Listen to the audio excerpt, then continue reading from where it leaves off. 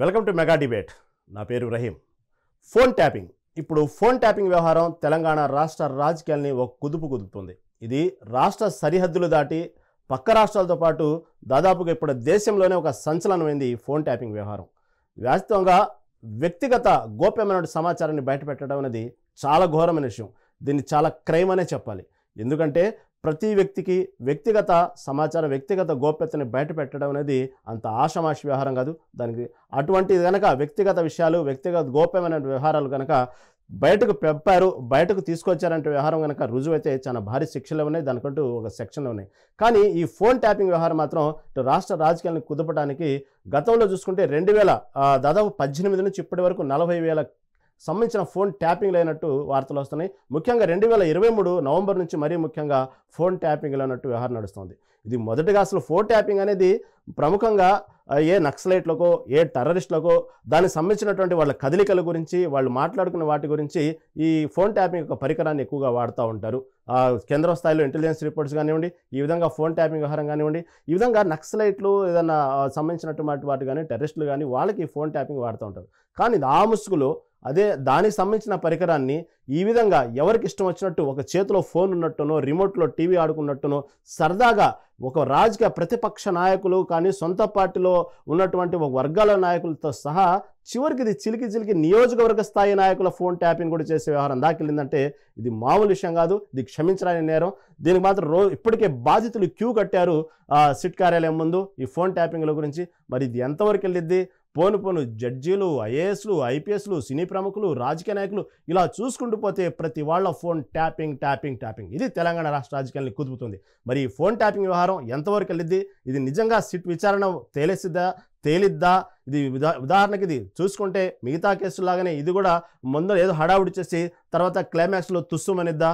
చూద్దాం. మళ్ళీ phone tapping గురించి ఇవాళ ఈ మెగా డిబేట్లో చర్చించడానికి మనతో పాటు సిద్ధంగా ఉన్నారు కాసు శిల్ప, బీజేపీ సీనియర్ నేత, అదేవిధంగా గుంటి స్వప్న, కాంగ్రెస్ నేత, అదేవిధంగా బచ్చు శ్రీనివాస్, బీఆర్ఎస్ సంబంధించినటువంటి సీనియర్ నేత మనతో పాటు మెగా డిబేట్లో ఉన్నారు డిస్కస్ చేయడానికి. ముందుగా మనం బీజేపీ సీనియర్ నేత కాసు శిల్ప గారికి వెళ్దాం. శిల్ప గారు నమస్తే అండి. నమస్తే అండి. శిల్ప గారు, ఏంటి ఈ ఫోన్ ట్యాపింగ్ వ్యవహారం? ఒక పక్క ప్రభుత్వం సిట్ విచారణ అంటూ చాలా దూకుడుగా ముందుకెళ్తుంది, రోజుకొకరిని పిలిచి వాంగ్మూలాలు తీసుకుంటుంది. ఇటుపక్క ఎస్ఐబి ప్రభాకర్కి అయితే ఇప్పటికి 7 సార్లు విచారణ పూర్తయింది. ఇంత హడావుడి చేస్తూ రోజుకొకళ్ళు రాజకీయ నాయకులు క్యూ కడుతూ బయటకు వస్తూ బాధితులు ఈ విధంగా సిట్ విచారణకు హాజరవుతా బాధితులు క్యూ కట్టారు. ఇంత రచ్చ జరుగుతున్నా ఎప్పటికక్కడ వాంగ్మూలాలు బయటకు వస్తున్నాయి. స్వయంగా సిట్ వాళ్లే పిలిచి బీజేపీ నాయకులైనటువంటి ఈటెల రాజేంద్ర కానివ్వండి, బండి సంజయ్ని కానివ్వండి, ఇలా ఎంతోమందిని పిలిచి ఈ విధంగా మీ ఫోన్ ట్యాపింగ్ అని చెప్తా ఉంటే మరి మీ పార్టీ అనుమానం ఏందండి? ఎక్కడ ట్రాక్ తప్పుతుంది? మీకు ఏంది అనుమానం? ఏంది? ఎందుకు సిఐడిని, సిబిఐని కోరుతున్నారు? అసలు ఏంది దీనికి సంబంధం? ఏంది మీకు? సిట్ విచారణ మీద అనుమానమా, లేక ప్రభుత్వం మీద అనుమానమా, లేకపోతే మీరు అనుకున్నట్టు విచారణ జరగట్లేదు అనుమానమా? ఏమంటారు దీని మీద? 100% అండి. మాకు ఈ ప్రభుత్వం పైన అనుమానము, అదే విధంగా సిట్ పైన కూడా అనుమానం. ఎందుకు అనంటే ఇవాళ మా కిషన్ రెడ్డి గారు అధ్యక్షులు మాట్లాడుతూ కూడా మేము దీనిపైన అనుమానాన్ని ఈ రోజు వ్యక్తం చేసింది కాదు, లాస్ట్ ఇయరే కూడా ఏంటంటే హైకోర్టులో ఈ ఫోన్ ట్యాపింగ్ కి సంబంధించిన దాన్ని సిబిఐకి అప్పచెప్పాలని మేము రిక్వెస్ట్ చేయడం అనేది జరిగింది. ఎందుకంటే ఈ సిట్ అనేది ఏంటిది అని అంటే ఇక్కడ రాష్ట్రంలో ఉన్నటువంటి పోలీసు యంత్రాంగంతో నడుస్తున్నటువంటి వ్యవస్థ. దీనికి రాష్ట్ర ప్రభుత్వం కూడా సపోర్ట్ చేస్తూ ఉంటుంది. సో ఇక్కడ ఏంటి అని అంటే ఇక్కడ మనం తీసుకున్న ముఖ్య వ్యక్తి ఎవరైతే ఉన్నారో ప్రభాకర్ రావు గారు, తను ఒక హైయెస్ట్ పొజిషన్ నుంచి రిటైర్డ్ అయినటువంటి వ్యక్తి. అంటే ఆయన్ని విచారించాలి అని అంటే ఆయన రూమ్ లోకి వెళ్ళేటువంటి వాళ్ళు ప్రతి ఒక్కరు కూడా ఆయన కంటే జూనియర్సే. సో వాళ్ళ దగ్గరికి వెళ్ళేటప్పుడు నాకు తెలిసి ఒక రెస్పెక్ట్ గా నమస్తే సార్ అనుకుంటూ వెళ్తారు. అట్లాంటప్పుడు వాళ్ళకి కావలసిన సమాచారాన్ని ఆయనను అడగాలి అని అంటే వాళ్ళు పర్ఫెక్ట్ గా అడగలేరు. నెక్స్ట్ వచ్చేసి ఏంటంటే ఈ స్పెషల్ ఇన్వెస్టిగేషన్ బ్యూరోలో పనిచేసినటువంటి ప్రభాకర్ రావు గారికి అదొక అంటే ఒక చిన్న ఆట లాంటిది. ఎట్లా వాళ్ళు క్వశ్చన్స్ వేస్తారు, ఈయన ఎట్లా ఆన్సర్ చేయొచ్చు అనేది. అదే సిబిఐకి అప్పగించినట్టయితే ఏంటంటే అది సెంట్రల్ నుంచి ఉంటుంది. నెక్స్ట్ ఏంటంటే వాళ్ళకి ఎన్నో అధికారాలు ఉంటాయి. ఏ విధంగా అయితే సిట్ మీకు ఐడియా ఉండి ఉంటుంది, సిట్ వాళ్ళకి ఏంటంటే యూనియన్ మినిస్టర్స్ని కానీ జడ్జెస్ని కానీ క్వశ్చన్ వేసేటువంటి అధికారం ఉండదు. కానీ సిబిఐకి హ్యాండ్స్ బ్రాడ్గా ఉంటాయి కాబట్టి ఎవరినైనా క్వశ్చన్ వేయొచ్చు. అది ఇండివిజువల్ బాడీ కాబట్టి ఏ ప్రభుత్వానికి అండర్లో వర్క్ చేయదు కాబట్టి దాని నుంచి మనం సరి అయిన సమాచారాన్ని తీసుకొని రావచ్చు. ఇంకో ముఖ్య విషయము, ఇది ఒక చిన్న ఫోన్ ట్యాపింగ్ అనేది ఒక చిన్న విషయం లాగా అందరికీ కనిపిస్తుందేమో, కానీ ఇది చాలా ఒక పెద్ద నేరం. ఎందుకు అనంటే మన ఫండమెంటల్ రైట్స్ని, ఆర్టికల్ 21ని అన్నిటినీ కూడా తొంగలో దొక్కేసి దీన్ని ఫోన్ ట్యాపింగ్ అంటే ప్రతి ఒక్కరిని, ఒక ప్రైవేట్ వ్యక్తుల్ని, పబ్లిక్ పర్సన్ని, సెలబ్రిటీస్ని, సినిమా రంగంలో ఉన్న వాళ్ళని, ఎంపీలని, ఎమ్మెల్యేలని, రాజకీయంలో ఉన్న వారికి, చివరికి మీడియా రంగంలో ఉన్నటువంటి అధినేతల్ని, ప్రతి ఒక్కరిది కూడా ఫోన్ అంటే చిన్న స్థాయి నుంచి పై స్థాయి వరకు ప్రతి ఒక్కరు ఫోన్ ట్యాపింగ్ అనేది చేసిండు. మీరు అడిగిన క్వశ్చన్కి ఆన్సర్గా ఈటెల గారిని కానీ లేదా బండి సంజయ్ గారిని విచారించినప్పుడు అక్కడ సింపుల్గా ఈటెల గారి ముందు మొత్తం వాళ్ళ భార్య వాళ్ళు మాట్లాడుకున్నటువంటి కాన్వర్జేషన్ జరిగినటువంటి రికార్డ్సే కానీ వాట్సాప్ మెసేజెస్ే కానీ మొత్తం వాళ్ళ ముందు పరిచినట్టు అయిపోయింది. అంటే వాళ్ళు ఒక బిజినెస్ చేస్తూ ఉంటారు, అంటే మొత్తం ఒక ప్రైవేట్ లైఫ్ని ఒక తెరిచిన పుస్తకంగా పబ్లిక్గా పరిచేసింది అనమాట. ఇది ఎంతవరకు కరెక్ట్? సో ఫోన్ ట్యాబింగ్లో ఒక్క విషయం కాదండి, ఇది ఇప్పుడు కాదు, 2018 ఎలక్షన్ల నుంచి కూడా ఒక ప్రణాళికగా, ఒక పద్ధతిగా బీఆర్ఎస్ ప్రభుత్వము చేయడం అనేది జరిగింది. ఎందుకంటే ఒక అధికారాన్ని చేజిక్కించుకోవడం కోసం ఇవన్నీ ఒక ప్రణాళికగా జరిగింది. 12 మంది ఎమ్మెల్యేల కొనుగోలు విషయమే కానీ ఏదైనా, అంటే దీంట్లో ఫోన్ ట్యాపింగ్ చేయడం వల్ల ఏంటంటే వాళ్ళ లూపోల్స్ తెలుసుకోవడము, వాళ్ళ ఆశలు తెలుసుకోవడం, దీని ద్వారా సబితా ఇంద్రారెడ్డి కానీ ఎవరైతే కూడా ఎవరిని మనమే కొనుక్కోవచ్చో అనేది తెలిసి అట్లా 12 మంది ఎమ్మెల్యేలను కొనుక్కోవడం జరిగింది. ఇట్లా ఇంకా చాలా విషయాలలో కూడా అంటే శిల్ప గారు ఏదైతే సిట్ అంత సీరియస్గా సిన్సియర్గా వెళ్ళకపోతే స్వయంగా సిట్టే ఫోన్లు చేసి బీజేపీ నాయకులకి రండి, సాక్ష్యం ఇవ్వండి, వాంగ్మూలం ఇవ్వండి, మీ ఇంట్లో ఫలానా వాళ్ళ సంబంధించినటువంటి ఫోన్లు ట్యాప్ అయినాయి అని చెప్పాల్సినంత అవసరం ఉంది. మీరు అనుకున్నట్టుగానే కేవలం అధికార పార్టీకి సంబంధించినటువంటి చెప్పు చేతుల్లో సిట్ నడుస్తూ ఉంటే వాళ్ళకి కావాల్సినట్టు చెప్పుకోవచ్చు కదా. మళ్ళీ ఎందుకు ఆ విధంగా బీజేపీ ప్రముఖమైనటువంటి నాయకులు ఫోన్లు పిలిచి వాళ్ళ ఫోన్లు, అంటే దాదాపు మునుగోడు సంబంధించిన ఎన్నికైనప్పటి నుంచి కూడా ఎవరెవరి ఫోన్లు ఎక్కడెప్పుడెప్పుడు ట్యాప్ అయిన మొత్తం వివరాలతో సహా చెప్పాల్సినంత అవసరం ఏంది? వాళ్ళు అంత సిన్సియర్గా లేదని ఎందుకు వస్తుంది మీకు అనుమానం? ఎందుకు అనంటే వాళ్ళకి అంత బ్రాడ్ వింగ్స్ లేవండి. అంటే ఇప్పుడు నేను చెప్పాను కదా, అంటే జడ్జి ఫోన్ ట్యాప్ చేసే అంత స్థాయికి ఎదిగిన వాళ్ళు ఒక పోలీసు వ్యవస్థ అందరినీ అడగలేరు కదా. అంతెందుకంటే ఒక రాష్ట్ర గవర్నర్ ఇంద్రసేనారెడ్డి గారి ఫోన్ కూడా ట్యాప్ చేశారు. సో అటువంటి చేసిన వాళ్ళని ఈ సిట్ అనేది అంత త్వరగా అన్ని తెలుస్తుందని చెప్పలేం. ఎందుకంటే ఈ సిట్ పరిధి మొత్తం పోలీస్ డిపార్ట్మెంట్ అంతా కూడా మనకి రాష్ట్రంలో ఉంటుంది. ఎందుకు అంత గట్టిగా అంటున్నానంటే, ఒక ప్రతిపక్షంగా ఉన్నప్పుడు మాట్లాడినటువంటి ఇదే రేవంత్ రెడ్డి ఎన్నో, ఒక్క విషయం కాదండి, మనకి కాళేశ్వరము స్కామ్ విషయమే కానీ, గొర్రెల స్కామ్ విషయమే కానీ, కార్ రేస్ స్కామ్ విషయమే కానీ, క్వశ్చన్ పేపర్ లీకేజే కానీ, క్యాన్సర్కి హాస్పిటల్కి ఇచ్చిన ల్యాండ్ ఇష్యూసే కానీ, కోకాపేట ఇష్యూసే కానీ, అట్లా చాలా చాలా స్కామ్స్లో ఎంతో నేనైతే వచ్చాక ఇట్లా చేస్తాను అట్లా చేసిన అని మాట్లాడిన రేవంత్ రెడ్డి ఇప్పుడు ఏంటిదంటే ఫస్ట్ ఒక హంగామా సృష్టించేసి తర్వాత ఏం లేదని సైలెంట్ చేసేసే పరిస్థితి ఉంది. సో అందుకని మేము భారతీయ జనతా పార్టీ రిక్వెస్ట్ చేసేది ఏంటి అంటే, దీన్ని మొత్తం కూడా సిబిఐకి అప్పచెప్పాలనే ఉద్దేశంగా మేము అడుగుతున్నాము. ఎందుకంటే ఈటల గారు కూడా అదే మీరు చెప్పినట్టుగానే సిట్ కంటే కూడా సిబిఐ వస్తే కానీ కొన్ని విషయాలు బయటపడతాయి, సిన్సియర్గా విచారణ జరిగిద్ది, దోషులు ఎవరో బయటకు వస్తున్నారంటున్నారు, అంతే కదా? ఓకే, దాని గురించి మళ్ళీ మాట్లాడదామండి. స్వప్న గారు, నమస్తే అండి. స్వప్న గారు, మీరు ఇప్పుడు మొత్తం జరుగుతున్నటువంటి పరిణామాలన్నీ చూస్తున్నారు. రాష్ట్రంలో ఫోన్ ట్యాపింగ్ విషయంలో ఎంతోమంది నాయకులు బయటకు వస్తున్నారు. మీ పార్టీ సంబంధించి కూడా టీపీసీసీ అధ్యక్షుడు మహేష్ కుమార్ గౌడ్ కూడా అక్కడికి హాజరవటం జరిగింది, వాంగ్మూలం ఇవ్వటం జరిగింది. పదే మొదటి నుంచి కూడా సీఎం రేవంత్ రెడ్డి కూడా ఇదే వ్యాఖ్యలు చేస్తున్నారు. అప్పట్లో ప్రతిపక్షంలో ఉన్నప్పటి నుంచి కూడా ఫోన్ ట్యాపింగ్ అవుతున్న వ్యవహారం. కాకపోతే మరీ రేవంత్ రెడ్డి నివాసం దగ్గర ప్రాంతంలో నుంచి కూడా ఫోన్ ట్యాపింగ్ వ్యవహారం మొత్తం నడిచిందా అన్నటువంటి వ్యవహారాలు కూడా బయటపడ్డాయి. మరి ఫోన్ ట్యాపింగ్ వల్ల మీ పార్టీకి నష్టం జరగలేదంటారా? నష్టం జరుగుతున్నప్పుడు మరి ఎందుకు సిట్ విచారణ బీజేపీ ఆరోపించినట్టుగానే ఎందుకు దూకుడుగా ప్రదర్శించట్లేదు? అసలు క్లియర్ కట్గా ఫలానా వాళ్ళు చేయమంటే చేశాము, మా బాస్ చేయమంటే చేశాము, లేకపోతే ఫలానా అధికారుల ప్రోద్బలంతోనే చేశాము అని ఇంత వాంగ్మూలం ఇచ్చిన తర్వాత కూడా అదేదో రాజమౌళి సినిమాలాగా తిప్పుతూ తిప్పుతూ తిప్పుతూ ఏళ్ల తరబడి ఎందుకు చేస్తున్నారు వ్యవహారం? ఎందుకు అరెస్ట్ చేయడంలో ఎందుకు మీరు వెనకాడుతుంది మీ పార్టీ? దీన్ని ఏమంటారు? పార్టీ వెనకాడడం అనేది అది అవాస్తవం అండి. అంటే ఇప్పుడు ఇదంతా విచారణ జరపకుండానే ఇంతమంది ప్రముఖుల పేర్లు, అంటే వ్యాపారవేత్తలు, ఐఏఎస్లు, ఐపీఎస్లు, దీంట్లో సాధారణ గృహిణీలు, అంటే రాజకీయానికి వ్యాపారానికి సంబంధం లేని ఇంట్లో ఉన్నటువంటి ఆడవాళ్ళు, వాళ్ళ ఇంట్లో ఉన్న డ్రైవర్ల ఫోన్లు కూడా ట్యాప్ చేయడం అనేది అది చాలా ఒక నీచమైన చర్య. దీన్ని ఎవరైనా ఖండిస్తారు. అంటే ఇప్పుడు విచారణ జరగందే ప్రముఖుల పేర్లు, వీళ్ళందరి పేర్లు బయటకు వస్తున్నాయా?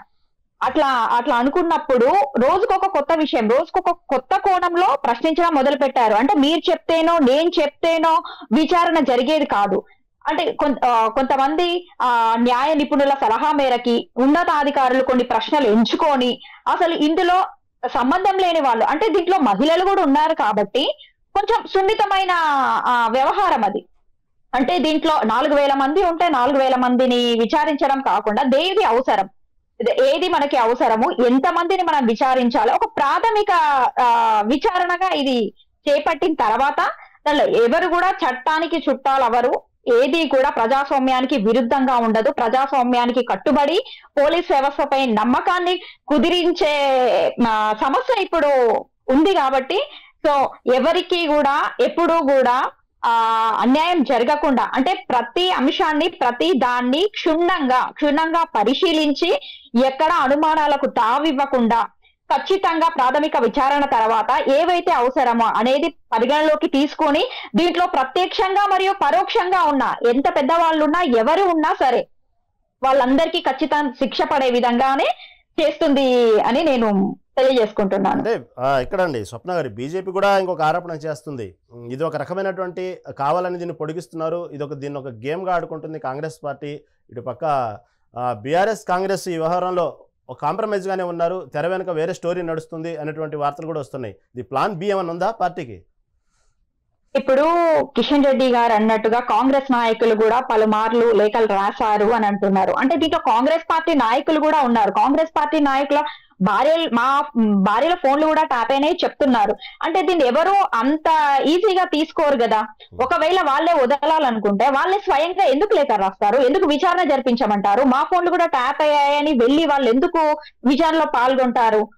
కాబట్టి అంటే దేనికైనా సమయం చెప్తున్నాను కదా, దీంట్లో చాలా సున్నితమైన అంశంగా ఏదో మీరు చెప్పారని నేను చెప్పారని చేసే వ్యవస్థ కాదు. కాబట్టి విచారణ చేపట్టి దీంట్లో ఎవరెవరిని పరిగణలోకి తీసుకోవాలనే విధంగా తీసుకొని ముందుకెళ్తారు తప్ప దీంట్లో ఎవరినో వదిలిపెట్టాలని, లేకపోతే ఇది వెనకాల ఒక ఒప్పందం అని, ఒక డ్రామా అని ఎట్టి పరిస్థితిలో ఉండదు. ప్రజాస్వామ్యానికి భంగం కలిగించే ఈ చర్యను ఎవరు కూడా సమర్థించారు. అంటే రాష్ట్ర ప్రభుత్వం ఈ చర్యలని చేపట్టకుండానే ఈ విచారణ జరుగుతుందా?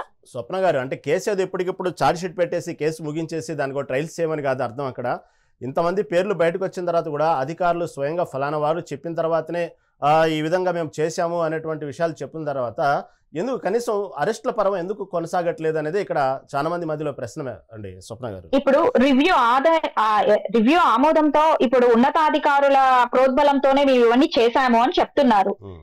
అంటే అక్కడ ఉన్నటువంటి ఉన్నతాధికారులు ఎవరు, రివ్యూ ఆమోదంలో ఎవరెవరు ఉన్నారు, ఇవన్నీ కూడా పరిగణలోకి తీసుకోవాలి. కాబట్టి దాన్ని పరిగణలోకి తీసుకొని పూర్తి స్థాయిలో విచారణ జరిపిన తర్వాత అప్పుడు దాన్ని ఇంకా ఏ విధంగా చేయాలి అనేది ఒక అంశంగా తీసుకొని చేస్తారు. దీంట్లో ఎవరిని వదిలిపెట్టే సమస్య లేదు. ఓకే ఓకే స్వప్న గారు, మళ్ళీ మీ దగ్గరకు వస్తాను. బచ్చు శ్రీనివాస్ గారు, బీఆర్ఎస్ సీనియర్ నేత. నమస్తే అండి శ్రీనివాస్ గారు. నమస్తే అండి. నమస్తే నమస్తే.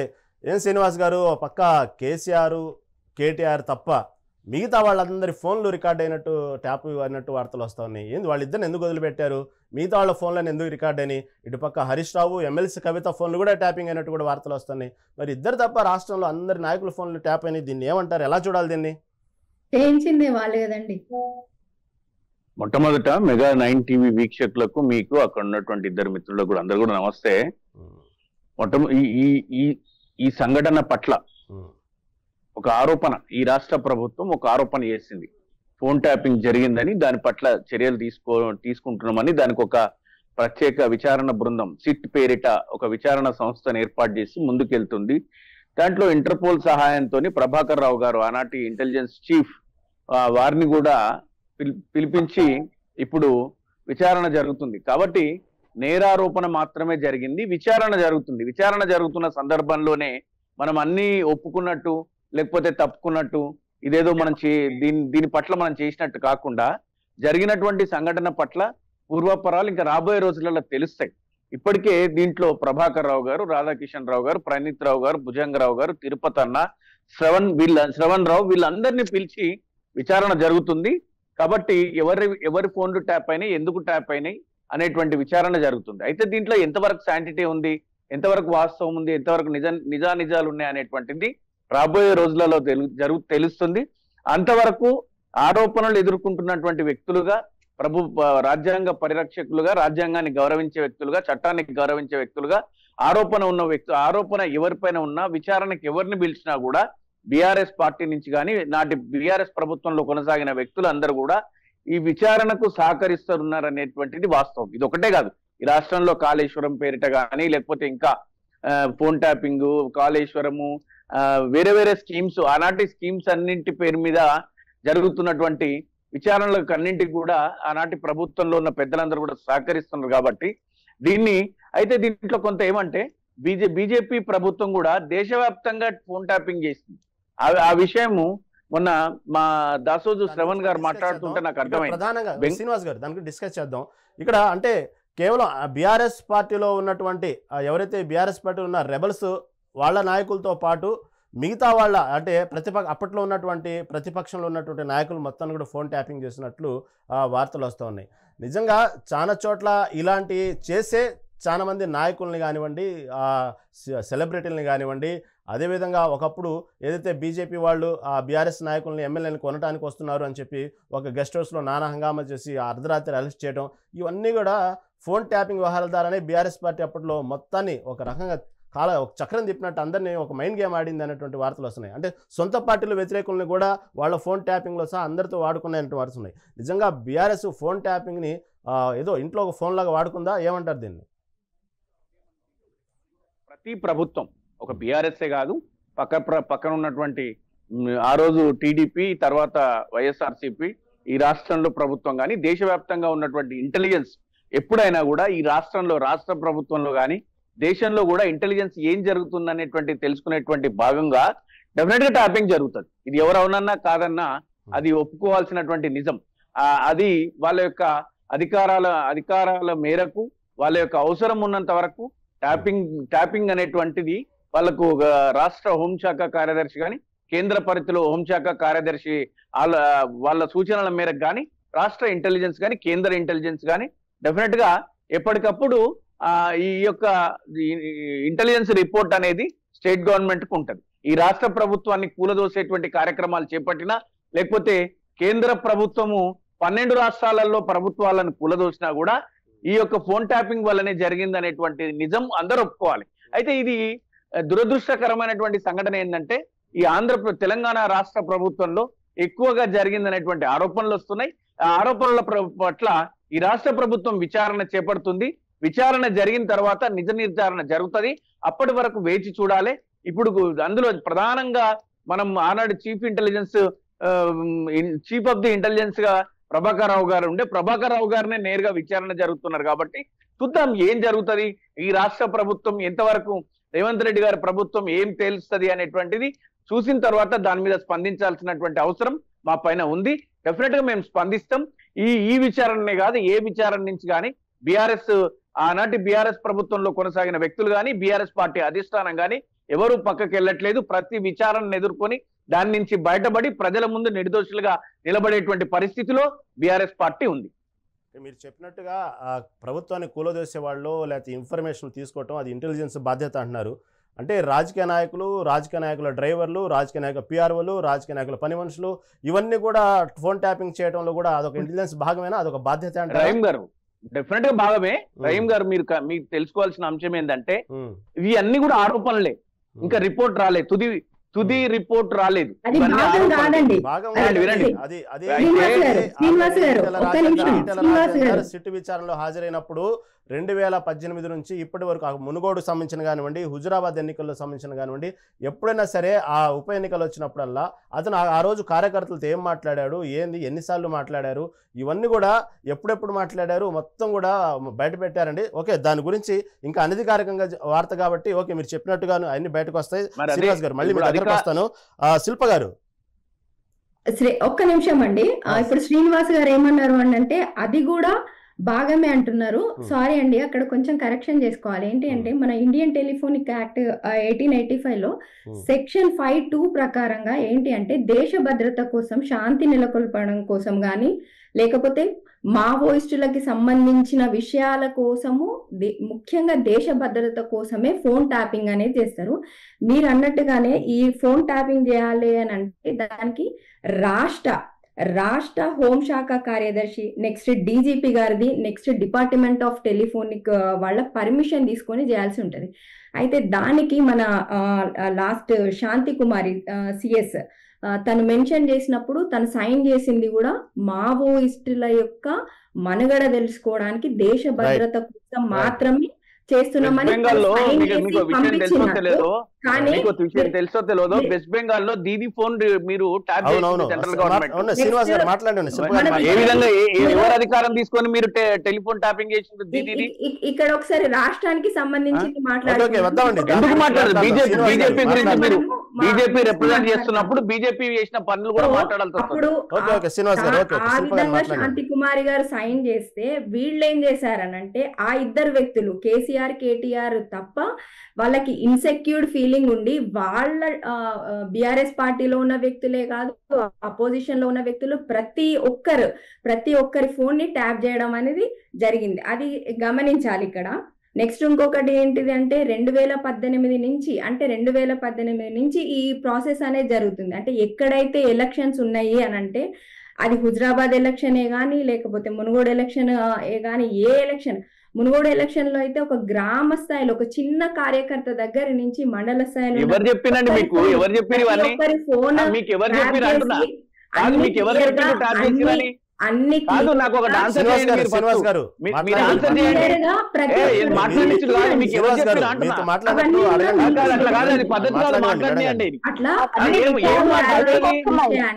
క్లియర్ గా ఎవరు చెప్పారు అనేది ఎవరు చెప్పారు అంటున్నా? కార్యకర్తలు టెలిఫోన్ ట్యాప్ చేసినని ఏమైనా బుద్ధి ఉందా బీజేపీ వాళ్ళకి మాట్లాడనికే?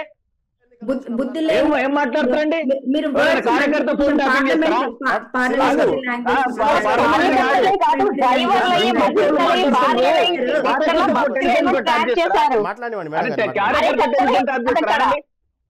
కార్యకర్త టెలిఫోన్ ట్యాప్ చేసుడు ఏంది? ఏ స్థాయి ఉండదా టెలిఫోన్ ట్యాపింగ్ కి? శ్రీనివాస్ గారు, శిల్ప గారు మీరు కంటిన్యూ చేయండి. సో ఆ విధంగా అంటే పర్మిషన్ రాష్ట్ర స్థాయిలో ఉన్న వాళ్ళ టెలిఫోన్ ట్యాపింగ్ అనేది జరిగింది. దీన్ని నేను మెన్షన్ చేయడం కాదండి, శాంతి చెప్పారు. అప్పుడు GAD principal secretary Raghunandan Rao గారు కూడా స్టేట్మెంట్లు ఇచ్చిన తర్వాతనే విచారణ అనేది జరుగుతుంది. సో శిల్ప గారు మీరు చెప్పినట్టు ఆ ఉప ఎన్నికలు వచ్చినప్పుడల్లా బీజేపీ ఓడిపోవడానికి ప్రధాన కారణం ఈ ఫోన్ ట్యాపింగ్ అంటూ కూడా ఇటుపక్క ఈటెల రాజేందర్, కిషన్ రెడ్డి గారు ఆరోపించడం జరిగింది. నిజంగానే ఉప ఎన్నికల్లో మీరు గెలిచేవాళ్ళ ఫోన్ ట్యాపింగ్ లేకపోతే? 100% గెలిచిన చోట 100% గెలిచే వాళ్ళము. అయితే ఒకటి ఏంటంటే ప్రైవసీ అనేది ఉంటదండి. అంటే ఒక భార్య భర్త మాట్లాడుకునే విషయాన్నే కానీ ప్రతి ఒక్కదాన్ని ఓపెన్ అప్ చేసి మీకు ఉదాహరణ చెప్తాను. దుబ్బాక ఎలక్షన్ టైంలో ఏంటి అని అంటే వాళ్ళ ఫ్యామిలీ మెంబర్స్ ని, రఘునందన్ రావు గారి family members the phone tapping చేయడం వల్ల వాళ్ళ మనీ తీసుకెళ్లే విషయంలో కానీ ఎలక్షన్ లో అందరు ఓపెన్ సీక్రెట్ కొంత మనీ అవసరం అనేది ఉంటది. దాన్ని తీసుకెళ్లేటప్పుడు కూడా వాళ్ళని అరెస్ట్ చేయడము, పట్టించడము ఇవన్నీ చేశారు. ఇవన్నీ కూడా ఫోన్ ట్యాపింగ్ ద్వారానే కదా. ఒక ఎలక్షన్ లో ఒక ప్రణాళిక చేసుకుంటారు, ఒక ప్రణాళిక ప్రకారంగా ఇక్కడ ఎలక్షన్ నెక్స్ట్ మీటింగ్ ఉంటది అక్కడ అన్నప్పుడు ఈ పోలీసు వ్యవస్థ ద్వారా ఏం చేసిండ్రంటే అక్కడ మీటింగ్ పెట్టుకోకుండా పకడ్బందీలు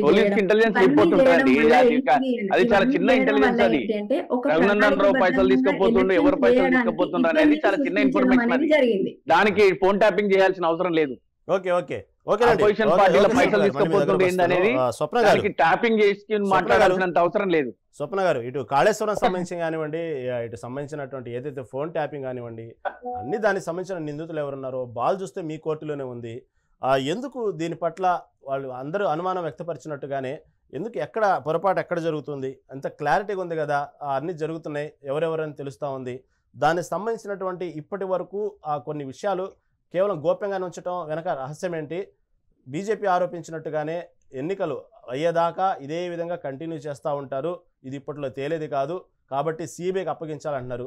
మరి మీ పార్టీ సిబిఐకి అప్పగించడంలో మీ ప్రాబ్లం ఏంటి? అప్పగించవచ్చు కదా, అంటే సిట్ మీద నమ్మకమా లేకపోతే సిబిఐ మీద అపనమ్మకమా? ఏంది మీ పార్టీ సిబిఐ అప్పగించడంలో ఎందుకు వెనకాడుతూ ఉంది? మొదటి నుంచి కూడా బీజేపీ ఇదే ఆరోపిస్తుంది, సిబిఐకి అప్పగించమని కేసుని.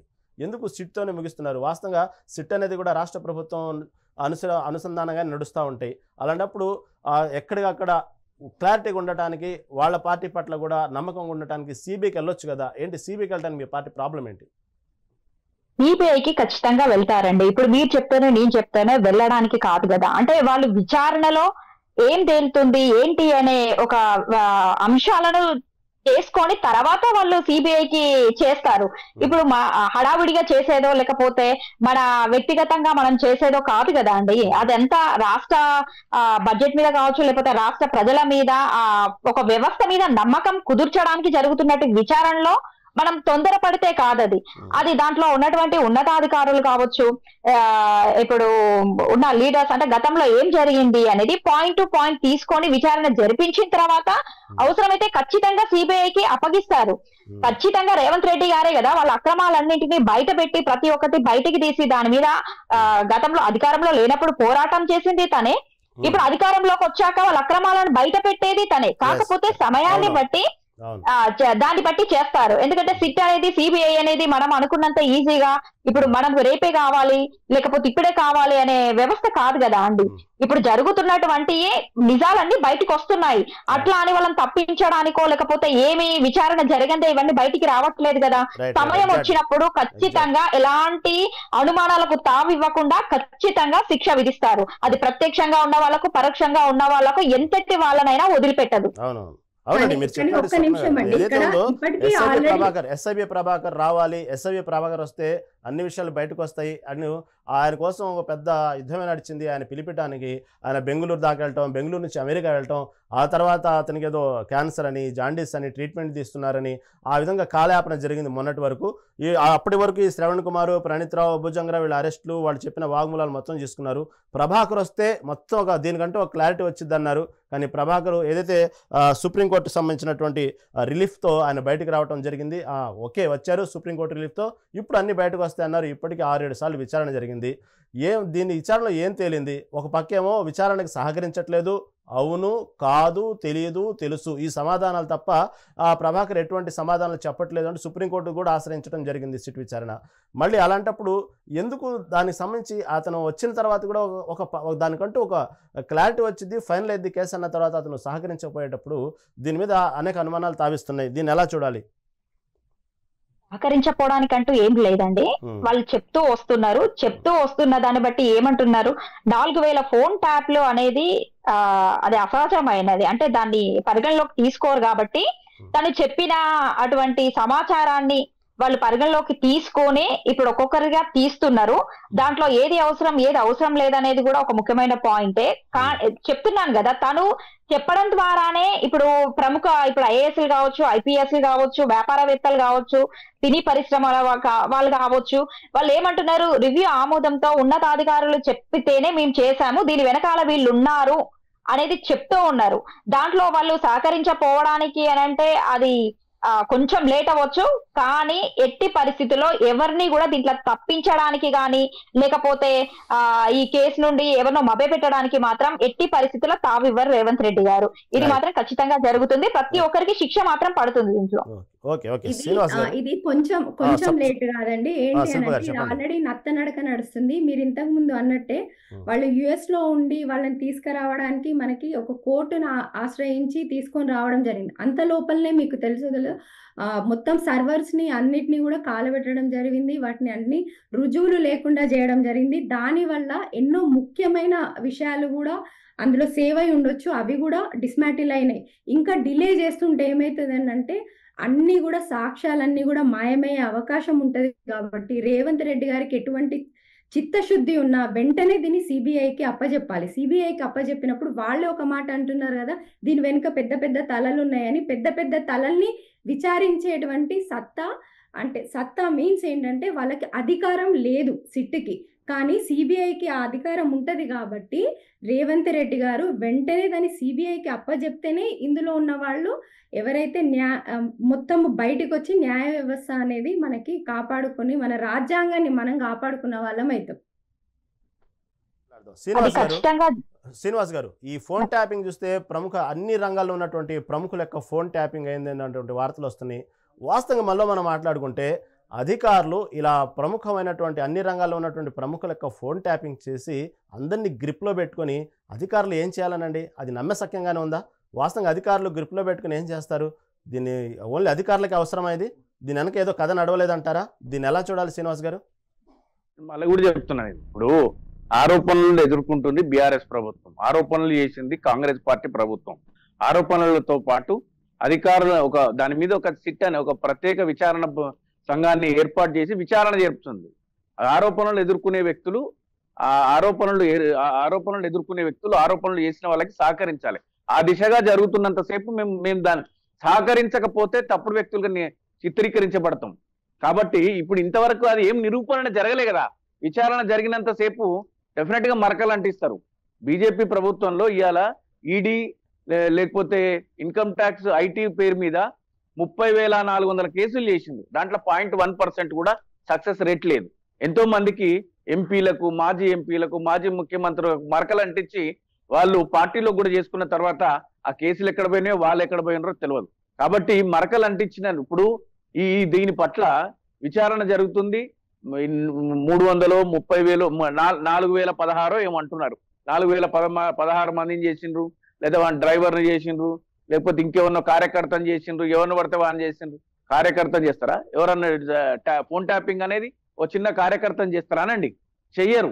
కాకపోతే ఇప్పుడు ఇది ఈ ఆరోపణ జరుగుతుంది, ప్రభుత్వంలో ఉన్నోళ్ళు ఏది మాట్లాడినా కూడా దానికి ప్రాపగండ జరుగుతుంది. కాబట్టి మేము ఆరోపణలు ఎదుర్కొంటున్నాం. మా పార్టీ వాళ్ళని ఎవరైనా పిలిస్తే వాళ్ళు సహకరిస్తారు. డెఫినెట్ గా దాని మీద ఒక కంక్లూజన్ వచ్చేంత వరకు మేము వెయిట్ చేయాల్సిందే. అంతకుమించి మేము దీని మీద మాట్లాడడం కానీ దీని మీద చెప్పేది ఏముండదు. చేసిండ్రు అని ఆరోపణ చేస్తుండ్రు, చేయలేదు అని నిరూపించుకోవడానికి విచారణ ఏర్పాటు చేసింది. శిల్ప గారు, దీని గురించి వివరణ ఇవ్వండి. ఇందాక శ్రీనివాస్ గారు కూడా ఈ ప్రశ్నలు లేవనెత్తారు. కేంద్ర ప్రభుత్వంలో చేసినటువంటి ఆపరేషన్ ఏదైతే పెగసిన్ సాఫ్ట్వేర్ ఉంది కదా, ఆ టైంలో మీరు రాహుల్ గాంధీ కూడా ఎదుర్కొన్నారు ఇదే సమస్యని. పెగసిన్ సాఫ్ట్వేర్లో అనేక రాష్ట్రాల్లో ఈ పెగసిన్ సాఫ్ట్వేర్ వల్ల దగ్గర ఇదే ఫోన్ ట్యాపింగ్ పోలిక ఇది కూడా ఒక రకంగా.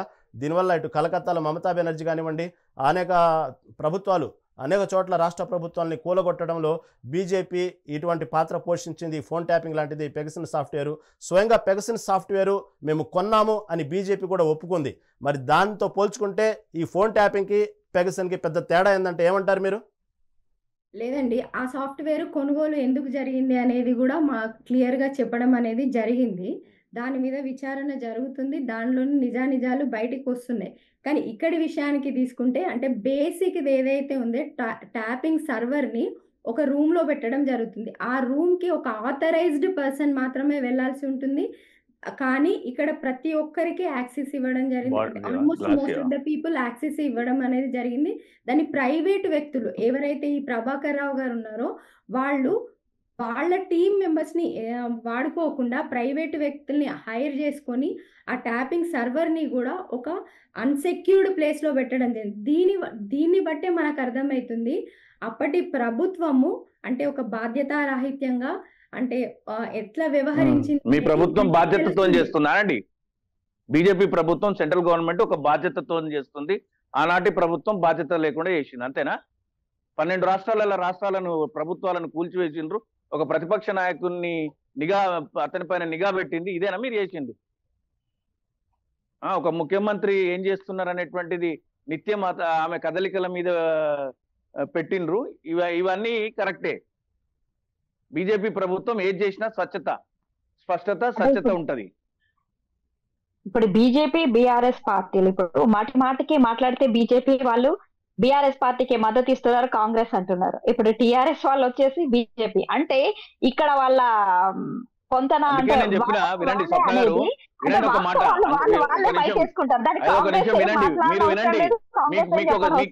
మీకు తెలియాల్సిన అంశం ఏంటంటే ఈ ట్యాపింగ్ అనేటువంటిది అనాథరైజ్డ్ గా పిలిచింది కూడా అంటే వాంగ్మూలాలు పిలిచింది కూడా ఎక్కువగా బీజేపీ నాయకులు పిలవటం జరిగింది.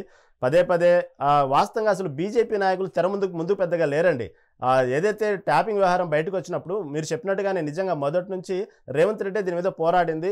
తన ఫోన్ ట్యాప్ అయింది, అధికారంలో వస్తే వాళ్ళ సంగతి తెలుస్తాం, అవన్నీ బయటకు లాగుతాం అని చెప్పింది కూడా వాస్తవంగా రేవంత్ రెడ్డి నివాసం దగ్గరలోనే ఇవన్నీ జరిగినాయి. కాకపోతే ఎప్పుడైతే ఫోన్ ట్యాపింగ్ వ్యవహారాలు వాంగ్మూలాలు ఎస్ఐబి ప్రభాకర్ నుంచి వాంగ్మూలాల విచారణ జరుగుతుందో మెల్లిమెల్లిగా ఎక్కువగా ఒకసారిగా సడన్గా ఇటు పక్క బీజేపీ నాయకులకు సంబంధించినటువంటి పేర్లు ముందుకు రావడం వల్ల ఎక్కువగా బీజేపీ చుట్టే వాతావరణం జరుగుతుంది. కానీ ఇటు టీపీసీసీ అయితే ప్రెసిడెంట్ మహేష్ కుమార్ గౌడ్ కూడా వాంగ్మూలం ఇవ్వడం జరిగింది. గతంలో ఇటు చూస్తే కాంగ్రెస్ పార్టీ ఆంధ్రప్రదేశ్ కాంగ్రెస్ పార్టీ అయినటువంటి అధ్యక్షురాలైనటువంటి షర్మిల సంబంధించిన ఫోన్ కూడా ట్యాప్ అయిన విషయాలు కూడా బయటపడ్డాయి. కాబట్టి ఇక్కడ ఎక్కువ శాతం ఇక్కడ బీజేపీ చుట్టూ తిరుగుతుంది కాబట్టి మీరు అనుకుంటున్నారు. మరి షర్మిల ఫోన్ కూడా సంబంధించినటువంటి ట్యాపింగ్ విషయంలో సొంత అన్నకే జగన్మోహన్ రెడ్డికే ఈ విషయాలు మొత్తానికి చేరవేయడానికే అప్పుడు బీఆర్ఎస్ పార్టీ పనిచేసింది అనేటువంటి విషయాన్ని సొంత వాళ్ళ పెద్దనాన్నైనటువంటి వైవి సుబ్బారెడ్డి ఆ విషయాన్ని కూడా ఏదైతే షర్మిల ఫోన్లో మాట్లాడారో ఆ విషయాలు కూడా టేబుల్ మీద పెట్టారనేటువంటి వార్తలు వస్తున్నాయి. దీన్ని ఎలా చూడాలండి స్వప్న గారు? ఒక చిన్న ఇంటరప్షన్ ఆగండి. మీరు మీ రహీం గారు మీకు ఒక చిన్న మాట చెప్తాను నేను. ఏంటంటే బీజేపీ ప్రభుత్వము ఎందుకు ఇప్పుడు బీజేపీ ప్రభుత్వం అంత గొప్పగా ఎందుకు మిగిలిపోయిందంటే సెంట్రల్ లో గవర్నమెంట్ మారలేదు. గవర్నమెంట్ మారితే బీజేపీ ప్రభుత్వం చేసిన అక్రమాలు, బీజేపీ ప్రభుత్వం చేసినటువంటి కథలు, కార్ఖానాలు అవి కూడా బయటపడతాయి. బీజేపీ ప్రభుత్వం మారాలి డెఫినెట్ గా. ఓ రోజు అంటే ఇప్పుడు ఆ పరిస్థితిలో లేదు, ఇంకా బీజేపీ కంటిన్యూ అవుతుంది. కాబట్టి బీజేపీ ఏది చేసినా కూడా సుధపూసలాగా మిగిలిపోతుంది. 12 రాష్ట్ర ప్రభుత్వాలు గులగొట్టినా లేకపోతే ఏ కార్యక్రమం చేపట్టినా కూడా వాళ్ళు గొప్ప వ్యక్తులుగా మిగిలిపోతున్నారు. ప్రభుత్వాలు మారినప్పుడు వాళ్ళ నిజాలు ఇప్పుడు ఏదైతే కాంగ్రెస్ ప్రభుత్వం మీద ఆరోపణలు ఉన్నాయి, ఆకాశం నుంచి భూమి దాకా, బొగ్గు నుంచి ఆకాశం దాకా కుంభకోణాలు చేసిందని, అయితే వాటి మీద 2G స్పెక్ట్రమ్ ఇట్లా అనేక కుంభకోణాలు చేసిందని, అయితే ఎప్పటికప్పుడు అంటే ప్రభుత్వం మారిపోయింది. 10 సంవత్సరాల బీజేపీ ప్రభుత్వం వచ్చి వాళ్ళ మీద తీసింది. అట్లనే బీజేపీ ప్రభుత్వం మారితే వాళ్ళ పెగాసెస్, వాళ్ళ కుట్రలు, కుతంత్రాలు అన్ని బయటపడతాయి. స్వప్న గారు ఈ విధంగా షర్మిల ఫోన్ కూడా ట్యాపింగ్ అవటం, స్వయంగా ఆ అన్నయ్య జగన్మోహన్ రెడ్డి ట్యాపింగ్ ఆ విషయాన్ని ఎక్కడప్పుడు ఇక్కడ ఉన్నటువంటి అధికార పార్టీ అప్పట్లో జగన్తో ఉన్న సంబంధాన్ని బట్టి షర్మిల ఏమేమి మాట్లాడారో, ఎవరెవరితో మాట్లాడుతున్నారో ఆమె కదలికలు మొత్తాన్ని కూడా ట్యాప్ చేసి ఆ వైవి సుబ్బారెడ్డి పంపిస్తే వైవి సుబ్బారెడ్డి స్వయంగా షర్మిలకు వినిపించినట్టు. కాబట్టి బీఆర్ఎస్లో ఉన్నటువంటి కేసీఆర్ కేటీఆర్ సంబంధం ముందు రక్త సంబంధం కూడా చిన్నబోయింది అనేటువంటి స్టేట్మెంట్ ఇచ్చారు షర్మిల. మరి నిజంగానే ఆ విధంగా జరిగిందా లేకపోతే జరిగిందని మీ కాంగ్రెస్ పార్టీ అంటే ఇటుపక్క ఆంధ్రప్రదేశ్ కాంగ్రెస్ పార్టీ కూడా సత్సంబంధాలు ఉన్నాయి కాబట్టి దీని మీద ఏమంటారు? రక్త సంబంధం కాదండి, కేటీఆర్ గారే అన్నారు కదా, మా ఇంటి ఆడవాళ్ళ ఫోన్లు మేము ట్యాప్ చేసాము తప్పేంటి అని. అంటే వాళ్ళ ఇంటి ఆడవాళ్ళ ఫోన్లో వాళ్ళు ట్యాప్ చేశారని బహిరంగంగా చెప్పినట్టు చేయాలనేది ఒక చిన్న మాట ఎవరు చెప్పిండు మీకు? కేటీఆర్ చెప్పిండు. మేము ఫోన్ చేసాం. ఎవరు చెప్పారండి స్వప్న గారు? ఎవరు చెప్పారు? ఎవరు చెప్పిండు మీకు? కేటీఆర్ చెప్పిండు. అట్లా న్యూస్ పేపర్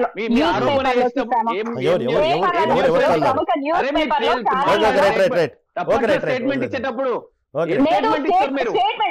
ప్రింట్ మీడియా ఎప్పుడైతే ఎక్కడ print statement media లా? పట్టిందో ప్రింట్ మీడియా ఓకే శ్రీనివాస్ గారు శ్రీనివాస్ గారు ఇందాక మీరు అన్నట్టుగానే ఇవన్నీ ఆరోపణలు రుజువు కాలేదు ఆరోపణలు అన్నారు కదా శ్రీనివాస్ గారు, దాన్ని కూడా ఆరోపణ కిందకి తీసుకోండి శ్రీనివాస్ గారు. మీకు మీరు అట్లా మాట్లాడద్దు.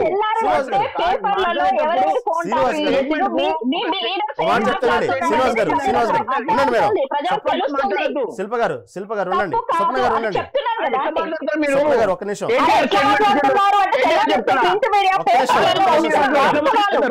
కేటీఆర్ మా ఇంట్లో ఆడలేదు మేము ఫోన్లు అంత బహిరంగ ఇప్పుడు ప్రింట్ మీడియా ద్వారా రాష్ట్రం అంతా తెలుస్తుంది. మరి ఎందుకు ఖండించలేదు? తను చెప్పిన వాళ్ళు తను ఎందుకు ఖండించలేదండి? ఏం మాట్లాడతారండి మీరు?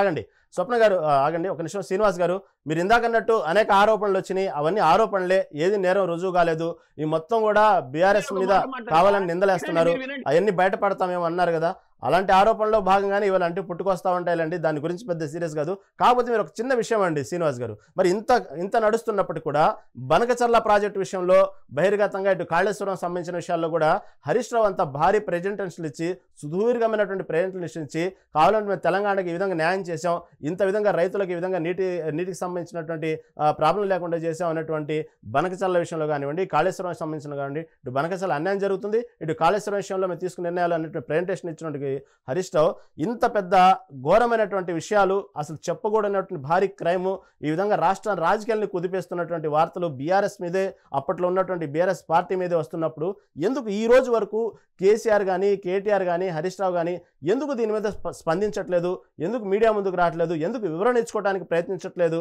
దీన్ని ఎలా చూడాలి? కరెక్ట్ క్లారిటీ చెప్పండి మీరు. ఒక విషయం చెప్తా వినండి. ఒకటి ఆవిడ స్వప్న గారు అంటుండు కేటీఆర్ మా ఇంట్లో ఆడోలే చేసినామని, అట్లా ఎవరు చెప్పారు. ఫస్ట్ స్టేట్మెంట్ ఫస్ట్ వినండి.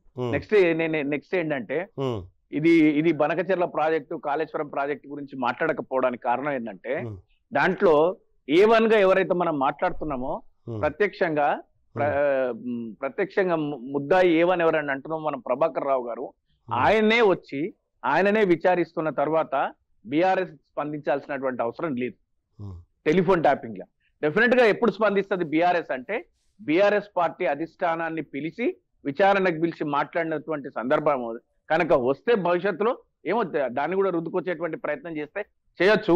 అప్పుడు అంటే ప్రభుత్వ అధికారులు చేసిండ్రు అనేటువంటి ఆరోపణలు ఎదుర్కొంటున్నటువంటి ప్రభాకర్ రావు గారు, రాధాకిషన్ రావు గారు, శ్రవణ్ రావు గారు, తిరుపతి అన్న, భుజంగరావు గారు వీళ్ళందరూ వాళ్ళ ఆధీనంలోనే ఉన్నారు, సిట్ ఆధీనంలో ఉన్నారు. సిట్ విచారణ తీవ్రంగా చేస్తుంది, సిట్టు ప్రత్యేకంగా చేస్తుంది. అనవసరంగా బీజేపీ ఏదో ఒకటి మాట్లాడాలి, వార్తల్లో మనం ఉండాలి అనే ఉద్దేశంతో సిబిఐకి అప్పగించడం లేదు. సిబిఐకి అప్పగించాల్సిన అవసరం ఉంది. సిట్ విచారణ జరుగుతుంటే మీ రాష్ట్ర అధిష్టానంలో రేపు అధ్యక్షుడు అవుతాడనేటువంటి ఈటల రాజేందర్ గారిని కూడా పిలిచి వారి వాంగ్మూలాన్ని రికార్డు చేసినటువంటి సందర్భంలో దాన్ని సిబిఐకి అప్పగించాల్సినటువంటి అవసరం లేదు. నిజంగా ఈ విచారణ జరగకపోతే ఇంటర్పోల్ సహాయంతో ప్రభాకర్ రావు గారిని కనుక రప్పించకపోయి ఉంటే డెఫినెట్ గా దాంట్లో సిబిఐని ఇన్వాల్వ్ చేయాలని మనం అడగాలి. ఈ రాష్ట్ర ప్రభుత్వం దాన్ని చాలా ఛాలెంజింగ్ గా తీసుకొని ముందుకెళ్తూ దాంట్లో ఆరోపణలు ఎదుర్కొనే అందరినీ కూడా పిలిపించి విచారణ తీవ్రగతిన చేస్తూ ఇవాళ 4000 మందిని ట్యాపింగ్ చేసిండ్రు అనేటువంటిది అధికారికంగా విచారణ అధికారులు బహిర్గతం చేసినటువంటి సందర్భంలో ఇంకా దీంట్లో సిబిఐ కొత్త పురోగతి ఏం సాధించే అవసరం ఉండదు. కాబట్టి నేను అనుకోవడం రాష్ట్ర ప్రభుత్వం ఇప్పటికిప్పుడు దీంట్లో సిబిఐని ఇన్వాల్వ్మెంట్ కోరటం లేదు. అయితే మా ప్రభుత్వం ఆనాటి ప్రభుత్వంలో కొనసాగిన పెద్దలు కానీ బీఆర్ఎస్ అధిష్టానం కానీ దీనిపై స్పందించకపోవడానికి ఆరోపణలు ఎదుర్కొనే వ్యక్తులందరూ కూడా తెలంగాణ రాష్ట్ర ప్రభుత్వ ఆధీనంలోనే ఉన్నారు. వారందరూ కూడా విచారణను ఎదుర్కొంటున్నారు. భవిష్యత్తులో బీఆర్ఎస్ నుంచి ఎవరైనా విచారణకు రావాల్సి వచ్చినప్పుడు ఖచ్చితంగా దీనిపైన మా పార్టీ కానీ మా పార్టీ పెద్దలు కానీ స్పందిస్తారు. ఓకే, అంటే ప్రస్తుతం ఒక రంగం చూస్తానండి, బీఆర్ఎస్ పార్టీ ఈ మధ్యకాలంలో చూస్తే ఈ మొత్తం ఈ విధంగానే ఇటుపక్క కవిత మద్యం కుంభకోణం, ఇటుపక్క కేటీఆర్ ఫార్ములా రైస్, ఇటుపక్క కేసీఆర్ కాళేశ్వరం, హరీష్ రావు కాళేశ్వరం, ఈ విధంగా సతమతం అవుతున్నప్పుడు ఇది ప్రధానంగా ఇప్పుడు ఈ వార్త మొత్తం చుడుతూ ఉంది. దగ్గరలో స్థానిక సంస్థల ఎన్నికలు కూడా జరపాల్సిందంటే కోర్టు కూడా తొందరలోనే జరపాలని చెప్పింది. ఈ విధంలో ఇప్పుడు కసరత్తు జరుగుతోంది స్థానిక సంస్థల ఎన్నికలని. ఈ టైంలో ఇప్పటికే 14 నెలలు కాంగ్రెస్ ప్రభుత్వంలో ప్రజలు మంచి జరిగిందా చెడు జరిగిందా అనేది రేపు జరిగేటువంటి స్థానిక సంస్థలు తీర్పు ఇవ్వబోతున్నారు. ఇటువంటి సమయంలో కరెక్ట్గా ప్రభుత్వాన్ని ఎండగడుతూ ప్రజల్లోకి వెళ్తూ ప్రభుత్వం చేసినటువంటి తప్పిదాలని ప్రజలు చూపిస్తూ పార్టీని బలోపేతం చేస్తూ కార్యకర్తల్ని ఉత్సాహం నింపేటువంటి సమయంలో ఇవాళంటే మీ పార్టీకి తలనొప్పిగా అనిపించలేదా మీకు? ధైర్యంగా సమర్థవంతంగా ఎదుర్కొంటున్నాం, తిప్పికొడుతున్నాం. ప్రజాక్షేత్రంలో ఉండి కాంగ్రెస్ ప్రభుత్వం చేపడుతున్నటువంటి ఇచ్చినటువంటి 6 గ్యారెంటీలు 420 హామీల పట్ల చిత్తశుద్ధి లేకుండా, ఆ సంపద సృష్టించకుండా, వాళ్ళు ఆర్థిక క్రమశిక్షణ లేకుండా, పార్టీ సమన్వయం లేమి, అవన్నింటి పట్ల వాళ్ళు ఇచ్చినటువంటి హామీలు ఏవి నెరవేర్చినటువంటి పరిస్థితుల్లో ఇది అన్ని తూతూ మంత్రంగా తీసుకున్నటువంటి అన్ని కార్యక్రమాల పట్ల ప్రజలలో అవగాహన కల్పించడం కానీ, ప్రజలకు చేరవేయడం కానీ, ప్రజల పక్షాన నిలబడి ఈ ప్రభుత్వాన్ని ప్రశ్నించడంలో బీఆర్ఎస్ పార్టీ పూర్తి స్థాయిలో కృతకృత్యులైంది. అందులో ఎలాంటి సందేహం లేదు. రాబోయే ఎన్నికలలో కూడా 18 నెలల్లో మొన్న ఒక రాజకీయ విశ్లేషకులు ఒక ఇంటెలిజెన్స్ రిపోర్ట్ ఏంటంటే, ఏ ప్రభుత్వం కూడా 18 నెలల కాలంలో ఇప్పటి వరకు ప్రజా వ్యతిరేకత మూటగట్టుకున్నటువంటి ఒకే ఒక ప్రభుత్వం ఏదైనా ఉంది అంటే అది కాంగ్రెస్ ప్రభుత్వమే. రాబోయే ఎన్నికలలో మీరు చూస్తారు, స్థానిక సంస్థల ఎన్నికలలో పంచాయతీ కానీ లేకపోతే జెడ్పీటీసీ, ఎంపీటీసీ, మున్సిపల్ ఎలక్షన్లలో పూర్తి స్థాయిలో 90% పైగా బీఆర్ఎస్ పార్టీ విజయకేతనం ఎగరవేస్తుంది. అందులో ఎవరికి సందేహం అక్కర్లేదు. ఈ రోజు విజయం నిర్ణయమై ఉంది. అందుకోసమే కుంటి సాకులు చెప్పి ఇప్పటికీ 14 నెలల నుంచి డిసెంబర్లో ఫిబ్రవరిలో సర్పంచుల పదవీ కాలం పూర్తి అయిపోతే ఈ రోజు వరకు పొడుగు వస్తూ అనేక సాకులు చూపిస్తూ ప్రజాక్షేత్రంలోకి వెళ్ళలేక, ప్రజలను ఎదుర్కోలేని పరిస్థితి లేక, పంచాయతీలకు నిధులు విడుదల లేక, ఆనాటి నుంచి ఈనాటి వరకు బిల్లులు విడుదల, ప్రభుత్వం వాళ్ళ పెండింగ్ లో ఉన్నటువంటి బిల్లులు విడుదల చేయలేక, ప్రజాక్షేత్రంలో వాళ్ళు ఇస్తాన్నటువంటి అంటే వృద్ధులకు వాళ్లకు అంటే స్థానికంగా రూరల్ లో ఉన్నటువంటి చిన్న చిన్న ఏవైతే ఉన్నాయో పెన్షన్లు, వాటిని ఆ 2 రైతు బంధులు ఎగ్గొట్టినటువంటి ప్రభుత్వంగా ప్రజల ముందుకు వెళ్ళలేక ఇప్పుడు ఎన్నికలు వస్తేనే, ఓట్లు వస్తేనే నోట్లు ఇస్తామనే విధంగా కాంగ్రెస్ పార్టీ ప్రభుత్వము ప్రజల ముందుకు వెళ్లే విధంగా 9,000 కోట్లు చెప్పుకుంటూ శ్రీనివాస్ గారు మాట్లాడదాం. శిల్ప గారు చెప్పండి, ఇప్పుడు మీకు టోటల్గా ఏమనిపిస్తుంది? ఈ విచారణ ఇప్పుడు దాకా విన్నారు కదా, సిట్ విచారణ వేగవంతం అయింది. నిజంగానే ఇటు పక్క శ్రీనివాస్ గారు చెప్పినట్టు జరగాలనే కోరుకుంటున్నాం, ఎవరో బయటకు రావాలనుకుంటున్నాం. ఇక పక్క మీరు చూస్తే ఇటు శ్రవణ్ కుమారు, ప్రభాకరు, ప్రణీత్ రావు వీళ్ళందరే పేర్లు బయటకు వస్తున్నాయి. వీళ్ళందరూ ఎవరికి అనుసంధానంలో చేశారు, అసలు దానికి బాస్ ఎవరు, వీళ్ళు ఎవరు చెప్తే చేశారు, ఒకరి మీద ఒకరు చెప్పుకుంటున్నారు. ఫలానా చేయమంటే నేను చేశాను, ఎస్ఐవి ప్రభాకర్ చేయమంటే చేశాను, తర్వాత ప్రణీత్ రావు ఆదేశాల మీద చేశాను, కింద స్థాయి అధికారులు ఈ విధంగా చెప్తున్నారు. వీళ్ళందరికీ ఇంత ఇన్ఫర్మేషన్ పెట్టుకొని గ్రిప్లో పెట్టుకోవాల్సిన అవసరం ఉంది. దీని వెనక ఎవరు ఉంటారు, దీనికి బాస్ ఎవరు అనే అనుమానం మీకు ఉందా ఏమన్నా? మామూలుగా ఎస్ఐబికి చీఫ్ గా చేసినటువంటి ప్రభాకర్ రావు గారిని క్వశ్చన్ వేస్తున్నప్పుడు అంత పెద్ద స్థాయిలో ఉన్న వ్యక్తిని అక్కడే ఉన్నటువంటి అంటే ఇదే రాష్ట్రానికి సంబంధించిన డిపార్ట్మెంట్ వేసేటప్పుడు అంత పద్ధతిగా అంటే ఒక ప్రొఫెషనల్ వేలా అక్కడ విచారణ అనేది జరగదు. నెక్స్ట్ ఇంకొకటి ఏంటంటే అత్యధిక సమగ్రులని, నెక్స్ట్ ఒక ఇంటలెక్చువల్ని, ఇంటిగ్రిటీ ఉన్న వాళ్ళని మాత్రమే ఎస్ఐబికి రిక్రూట్ చేయడం అనేది జరుగుతుంది.